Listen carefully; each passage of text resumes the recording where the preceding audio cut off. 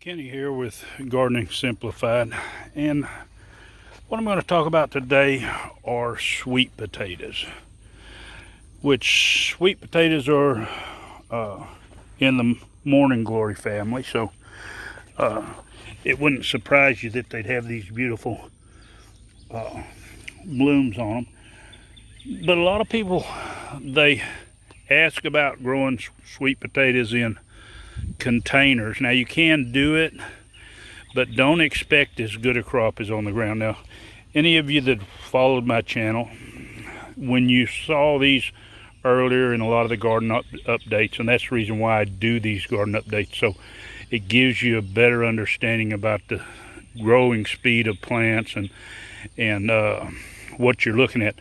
But these are well established. These vines are in some places almost 2 foot deep.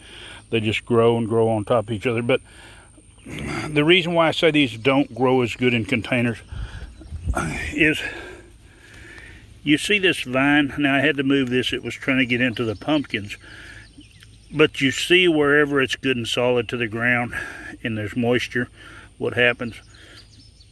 This feeds back to the rest of the plant. So, and I've actually marked one because I thought where I was burying these before that they would actually create more sweet potatoes. So I actually marked one to see that as an experiment this year. But there's pests on a lot of things in the garden. Now you can see there are a few holes right there, but there's very few pests that mess with sweet potatoes. Now sweet potatoes do like some room. I'm trying to think if there was 3 rows here or 4 rows. It's kind of hard to tell once you get them heavy into their growing season, because they come together and they take over. In fact, they want to come and take over everything else that's out here.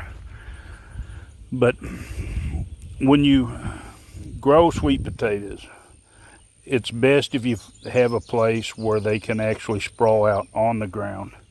You'll have much healthier plants.